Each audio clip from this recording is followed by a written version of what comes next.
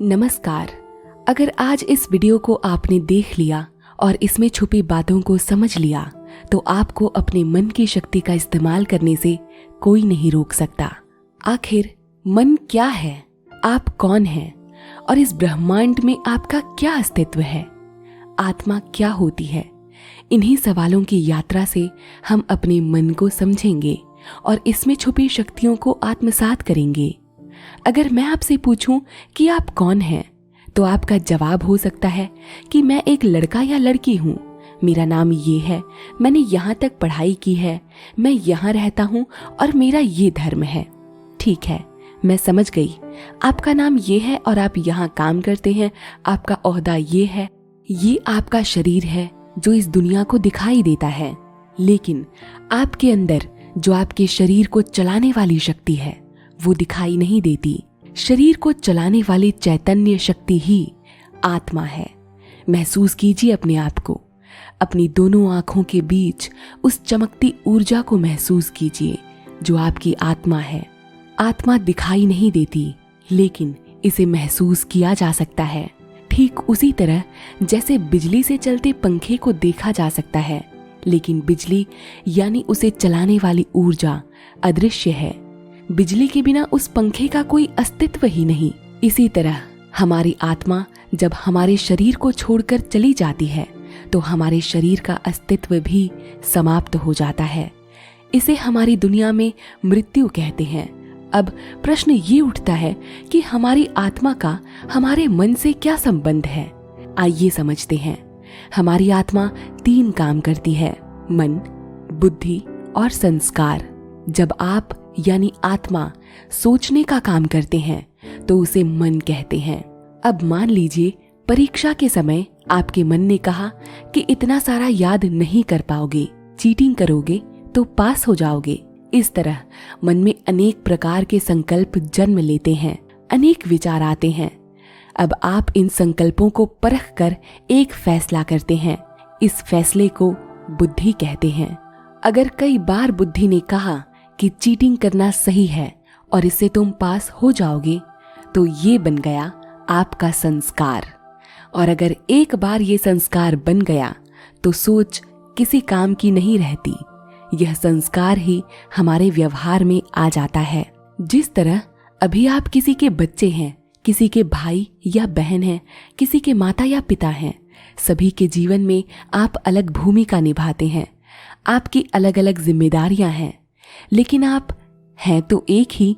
ठीक इसी तरह हमारी आत्मा भी एक है, लेकिन काम 3 अलग अलग करती है, मन, बुद्धि और संस्कार। आत्मा की सबसे पहली सूक्ष्म शक्ति मन है। मन में ही सोचने और विचारने की क्षमता है, इच्छा शक्ति और कल्पना शक्ति है, महसूस करने की शक्ति है। जब हम इस मन की शक्ति के अधीन हो जाते हैं तो हम अपने हर कार्य मन को संतुष्ट करने के लिए करते हैं। जो काम सरल होते हैं उन्हें तो हम आसानी से कर लेते हैं, लेकिन जो कार्य थोड़े से मुश्किल होते हैं, जिन्हें पूरा करने में एक सशक्त विचार और मजबूत संकल्प की आवश्यकता होती है, जब हम वो कार्य नहीं कर पाते तो हम अपने मन को दोष देने लगते हैं। इसे चंचल कहते हैं। ठीक उसी चंचल घोड़े की तरह जो हर दिशा में भागता रहता है। हम इसे उस जिद्दी बच्चे की संज्ञा देते हैं जो किसी की बात नहीं मानता और अंततः उस चीज को हासिल करके रहता है जो उसे चाहिए होता है। यह सच है कि हमारा मन चंचल होता है। जब हम आत्मा के अस्तित्व को नकार कर शरीर को ही अपनी पहचान बना लेते हैं तो हम अपने मन के वश में हो जाते हैं। इतना ही नहीं, हम अन्य व्यक्तियों के मन को लुभाने वाले कपड़े और आचरण अपनाने लगते हैं। दोस्तों, मन को दी जाने वाली सभी उपमाएं ठीक हैं, लेकिन इसका एक दूसरा पहलू भी है। हमारा मन अनंत शक्तियों और संभावनाओं का भंडार है। जब से इस ब्रह्मांड का अस्तित्व है तब से ही मन का भी है। यह नश्वर है, अर्थात कभी नहीं मर सकता।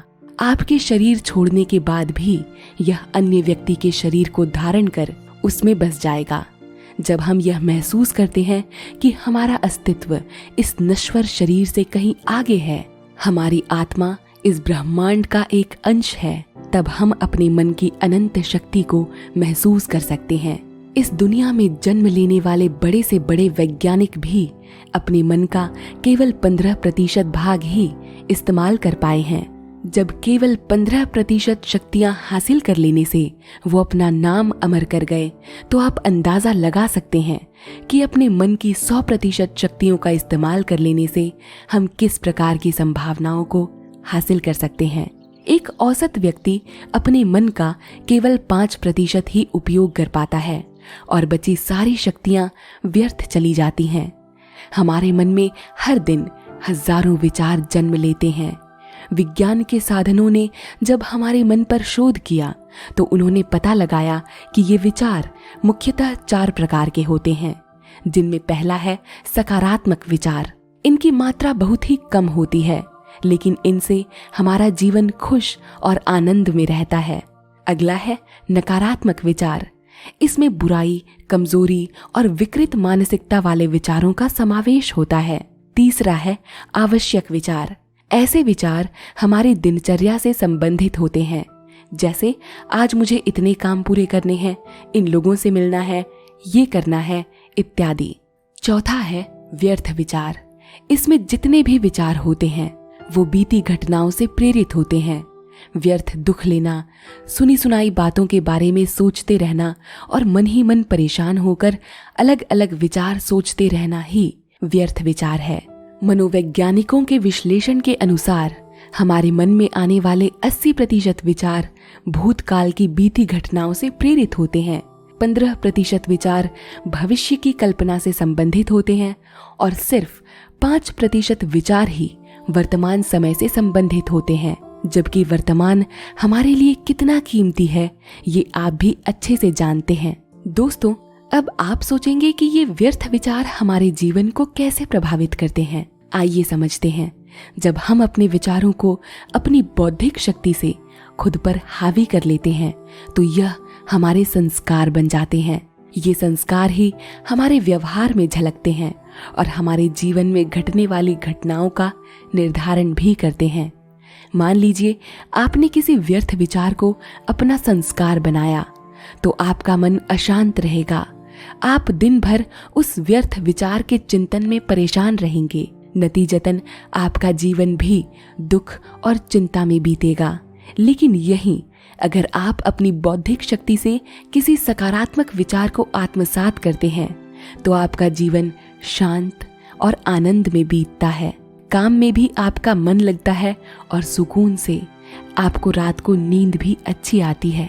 इसीलिए यह हम पर निर्भर करता है कि हम अपने मन को अपना सबसे अच्छा दोस्त बनाते हैं या दुश्मन। जैसे हमारे मन में विचार होंगे वैसे ही हमारी भावनाएं और व्यवहार होगा और फिर वैसा ही हमारा जीवन होगा। विचार के आधार पर ही हमारे मन की मान्यताएं बनती हैं। जैसी मान्यताएं वैसा जीवन। विचार एक बीज की तरह है। जैसे विचार हम अपने मन में रोपते हैं वैसे ही फल हमें मिलते हैं। सकारात्मक विचारों का बीज रोपने से हमें अपने जीवन में सकारात्मक परिणामों का फल मिलता है। यह हमारे भीतर शक्ति का संचार करते हैं, जबकि सभी नकारात्मक विचार हमारी मानसिक शक्तियों को कमजोर कर देते हैं। इससे हमें हमेशा थकान और आलस्य का अनुभव होता है। धीरे धीरे हमारे लक्ष्य भी कमजोर पड़ जाते हैं और हम बिना किसी लक्ष्य के अपने जीवन को खोखला बनाने लग जाते हैं। आत्मा का दूसरा काम अर्थात दूसरी शक्ति है बुद्धि। मन और बुद्धि का एक दूसरे के साथ गहरा संबंध है। आत्मा की इन तीनों शक्तियों में बुद्धि सबसे महत्वपूर्ण है। इसी को अंतरात्मा की आवाज भी कहते हैं, क्योंकि यह कभी गलत नहीं होती, केवल आवश्यकता है तो इसे सुनने की। हमारी बुद्धि के पास 2 शक्तियां होती हैं, विवेक और स्वतंत्रता। जब बुद्धि में विवेक होता है तो हम किसी भी विचार को सही और गलत के पैमाने पर जांच कर सकते हैं और सही विचार को अपनाने की शक्ति रखते हैं। बुद्धि को विवेक और स्वतंत्रता इसीलिए दिए गए हैं ताकि हम अपने हर काम स्वतंत्रता पूर्वक तथा विवेकपूर्ण होकर करें, जिससे हम अपने कर्म के प्रति स्वयं उत्तरदायी हों, ना कि ईश्वर। ईश्वर कभी भी हमारे कर्मों में दखलंदाजी नहीं करते। हम स्वयं अपने विवेक से अपने जीवन के निर्णय लेते हैं, अपनी बुद्धि की विवेक शक्ति से सही और गलत को अपनाते हैं। जब बुद्धि किसी बात को अपनी अंतरात्मा से परखती है, उसका विश्लेषण करती है, तो वो हर बात का वास्तविक फैसला करती है। इसीलिए हम सभी ने कभी न कभी यह जरूर महसूस किया होगा कि जब भी कभी हमने सही फैसला लिया है तो हमारी आत्मा को सुकून मिला है, और इसके विपरीत जब भी हमने गलत फैसले लिए हैं तब अंदर ही अंदर हमें ग्लानि महसूस हुई है, हमारी आत्मा कचोटती है, जिससे हमारा आत्मविश्वास डगमगाने लग जाता है। एक बार आत्मविश्वास के डगमगा जाने से हम जीवन में किसी भी बड़े फैसले को करने से घबराते हैं, तनाव लेते हैं, चिंता करते हैं और व्यर्थ के विचारों से अपने जीवन की दिशा को अंधकार की तरफ मोड़ देते हैं। आज किसी भी कार्य को करने में हमारी क्षमता दिन प्रतिदिन कमजोर पड़ती जा रही है, जिससे दुख और तनाव सहित थकान और आलस्य भी हमारे जीवन में बढ़ रहा है।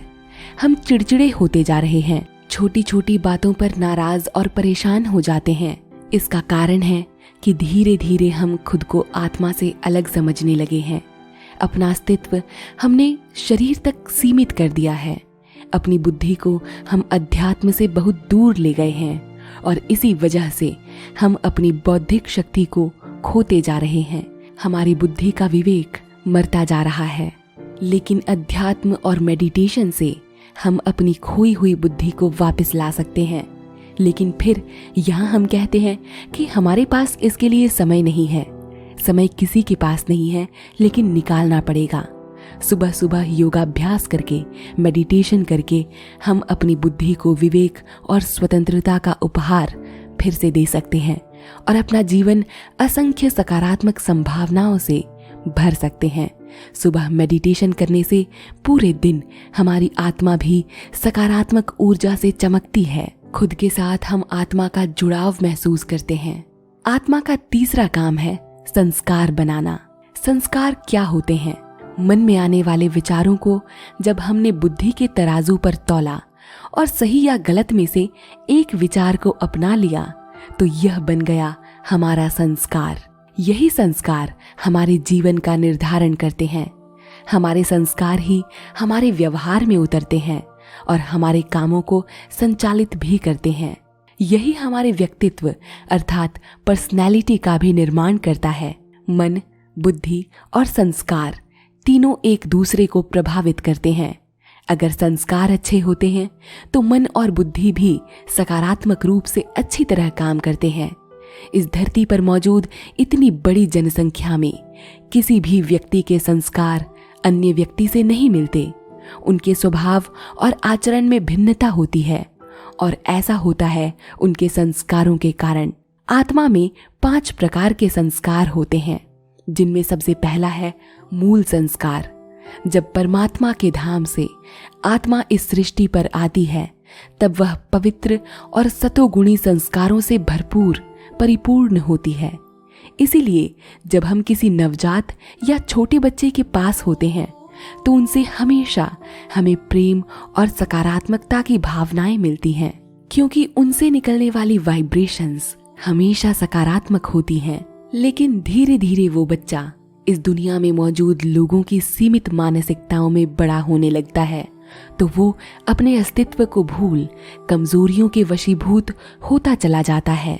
वो बच्चा क्रोध, मोह, लोभ, लालच आदि अनेक अवगुणों को अपनाने लग जाता है, जिससे वो अपने मूल संस्कारों को खो देता है। दूसरा संस्कार है पूर्व जन्म के संस्कार। ये संस्कार हमें अपने पूर्व जन्मों में किए गए कर्मों से मिलते हैं।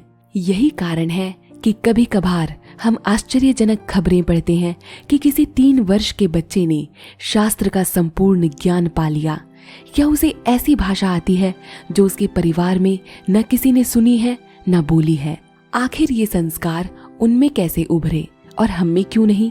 पूर्व जन्म के संस्कारों का उदय तो हर आत्मा में होता है, लेकिन उनकी तीव्रता अलग अलग होती है। जब पूर्व जन्म के संस्कार हमारी बुद्धि पर हावी हो जाते हैं तो हमारा विवेक काम नहीं करता और स्वतंत्रता क्षीण हो जाती है। हमारी इंद्रियां उन्हीं संस्कारों के अनुरूप काम करने लगती हैं। तीसरा है गर्भ संस्कार। ये संस्कार हमें माता के गर्भ में मिलते हैं। माता और पिता के आपसी चिंतन और विचारों का प्रभाव हमारे संस्कारों का निर्धारण करता है। अभिमन्यु को भी चक्रव्यूह को तोड़कर अंदर जाने का संस्कार मिला था, लेकिन उन्हें उनसे बाहर निकलना नहीं आता था क्योंकि उनकी माता को नींद आ जाने के कारण वो आगे की कथा नहीं सुना पाई थी। चौथा संस्कार हमें वातावरण या संगत से मिलता है। अगर हम अच्छी संगत में रहते हैं तो हमारी आदतें और आचरण अच्छी और सकारात्मक होते हैं, लेकिन वहीं अगर हम बुरे वातावरण में रहते हैं जहां आसपास चोरी, लालच और धोखाधड़ी वाली मानसिकता के लोग रहते हैं तो हमारे संस्कार भी उनसे प्रभावित होने लग जाते हैं। पांचवा संस्कार है दृढ़ता या मनोबल से भरे संस्कार। दृढ़ संकल्प से हम अपने अच्छे संस्कार बना सकते हैं। हम मुश्किल से मुश्किल संकल्पों को भी अपनी दृढ़ इच्छा शक्ति से आसान बना लेते हैं और इन्हें अपने संस्कार में उतार लेते हैं। इससे हमारा व्यक्तित्व चमकने लगता है और हमारा आत्मविश्वास बढ़ जाता है। हमारी आत्मा को इस संस्कार से एक सकारात्मक दिशा मिलती है। अब प्रश्न उठता है कि क्या हम अपने जीवन पर इन 4 संस्कारों के प्रभाव को खत्म कर सकते हैं और इसे एक नया रूप दे सकते हैं? उत्तर है हाँ। हम अपने 5वें संस्कार से अर्थात दृढ़ इच्छा शक्ति और मनोबल से हर संस्कार को बदल सकते हैं। दृढ़ता की यह शक्ति हर व्यक्ति में होती है, लेकिन आवश्यकता है तो केवल इसे जागृत करने की। इसके लिए हमें एक सकारात्मक संकल्प की जरूरत है। आपका एक सकारात्मक संकल्प आपको आपकी आत्मा से जोड़ देगा और उसमें मौजूद अथाह शक्ति और क्षमताओं से आपका जीवन बदल जाएगा। दोस्तों, हम आपको आपकी आत्मिक ऊर्जा से जुड़ने के लिए शुभकामनाएं देते हैं। वीडियो पसंद आया हो तो एक लाइक जरूर कीजिएगा और अपने सुझाव हमें कमेंट बॉक्स के माध्यम से जरूर बताइएगा। आप बिजनेस प्रमोशन या कोलैबोरेशन के लिए डिस्क्रिप्शन बॉक्स में दिए गए मेल या इंस्टाग्राम पर हमसे संपर्क कर सकते हैं। हम फिर मिलेंगे आपसे एक और नए सफर पर। इस वीडियो को अंत तक देखने के लिए आपका धन्यवाद। नमस्कार।